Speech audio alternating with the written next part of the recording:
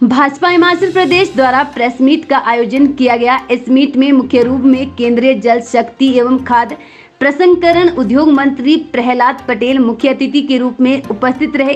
केंद्रीय मंत्री प्रहलाद पटेल ने अपनी प्रस्तुति मीडिया के समक्ष रखते हुए कहा, भारत वो दिन नहीं भूला है जब ये कहा जाता था कि हम तो दिल्ली से 1 रुपए भेजते हैं लेकिन गरीबों तक सिर्फ 15 पैसा पहुंचता है, और देश ये दिन भी नहीं भूलेगा कि आज दिल्ली से 100 रुपए चलता है तो गरीबों के पास पूरा का पूरा 100 रुपए पहुंचता है। मैं इसी के साथ धन्यवाद देता हूं और मैं अपने प्रधानमंत्री का भी आभारी हूं, अपनी पार्टी का भी धन्यवाद करता हूं, उनके प्रति आभार व्यक्त करता हूं कि मुझे इस रोड मैप को जो 9 साल का हमारी उपलब्धियां थी उन सबको हिमाचल की राजधानी में आप सबके बीच में रखने का मुझे अवसर मिला है। और मैं मानता हूं कि हम सब इस पर जरूर चर्चा करेंगे। हमारे जितने भी राज्य के आदरणीय नेतागण हैं वो आपसे इंटरेक्शन करेंगे और मैं मानता हूँ ये परंपरा सबके साथ होनी चाहिए कि जो करता है वो उपलब्धियाँ अगर आपके सामने होंगी तो समीक्षा से लेकर समाचार तक आपको शायद तुलना करने में मदद मिलेगी। इसी निवेदन के साथ मैं आपका धन्यवाद करते हुए अपनी बात को समाप्त करता हूँ। वंदे मातरम। निर्यात के बारे में मैं एक आंकड़ा फूड प्रोसेसिंग का जरूर दे सकता हूं, बाकी निर्यात के आंकड़े तो आपके सामने हैं। हमने रक्षा क्षेत्र में निर्यात शुरू किया, लेकिन फूड प्रोसेसिंग में जब प्रधानमंत्री जी ने कहा था कि $400 बिलियन का एक्सपोर्ट होगा, $1 बिलियन का, और उसके बाद में लगता था कोरोना के बाद क्या होगा, लेकिन कोरोना के बीच में ही हम इस आंकड़े को पार कर गए। और इसका मतलब है कि जो हमारी प्रगति है, जो हमारे लोगों के काम करने का तरीका है, और वो चीज़ें ऐसी चीज़ें हैं जो लगभग रोज़मर्रा के उपयोग की है। तो एक्सपोर्ट का जो भी सेक्टर है, चाहे वो शस्त्रों का हो, चाहे वो दवाइयों का हो, हम सब तरफ एक तरफ से जो हमारी उछाल है वो उछाल ज़बरदस्त उछाल है, जिससे मुझे लगता है देखने की ज़रूरत है। 9 करोड़ 6 लाख परिवारों को गैस कनेक्शन, इसके बारे में मुझे कहने की ज़रूरत नहीं है, देश ने इसको स्वीकार किया है। मुफ्त राशन की बात मैं कह चुका हूं। मुफ्त इलाज, जो आयुष्मान की बात जयराम जी ने कही है, पूरे देश में आयुष्मान कार्ड की जब बात करते हैं कि 5 लाख रुपए तक किसी भी परिवार को 1 वर्ष में खर्च करने की गारंटी देना, ये गरीब आदमी को वो मजबूती है जिसके कारण आज हम गरीब कल्याण का दावा कर पाते हैं। सैनिटरी पैड, ये जो बच्चियां स्कूल जाती थी, या जो मैं समझता हूं ये सामाजिक सरोकार का एक बेहतरीन उदाहरण है।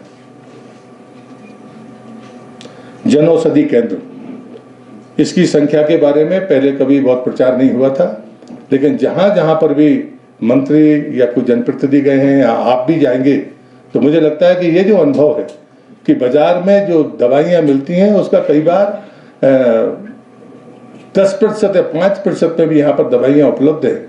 और जो पेंशनधारी हैं, जो वृद्ध लोग हैं, उनके लिए ये एक मिसाल के तौर पर है जिसने बड़ा संबल दिया है। के बारे में जरूर मैं कहूँगा कि 2014 में 4 थे, आज 100 से ऊपर है, और हम 10वें नंबर से 5वें नंबर की अर्थव्यवस्था बने हैं, और ब्रिटेन जैसे देश को पीछे छोड़कर हम आगे गए हैं।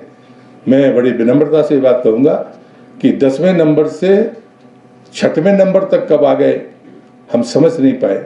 जब दुनिया ने लिखना शुरू किया कि आप 5वें नंबर पर पहुंचे और ब्रिटेन को ढकेल दिया, दुनिया ने हमारा ध्यान आकृष्ट किया, तब जाकर शायद हम देश के लोग इस बात को मान पाए कि नहीं, ये हमारी एक ऐसी उछाल है जिसको दुनिया स्वीकार करती है।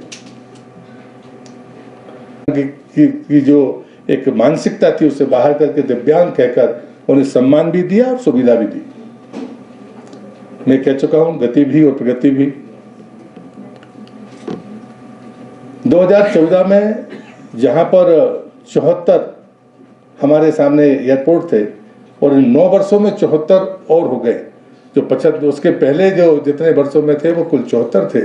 अब जो 2014 के बाद से इन 9 सालों में 74 एयरपोर्ट उसमें और जोड़ दिए गए। 2014 में यदि नेशनल हाईवे की बात करें, जिसकी बात कही गई है, और मुझे लगता है कि इस पर मुझे ज़्यादा समय खराब नहीं करना चाहिए।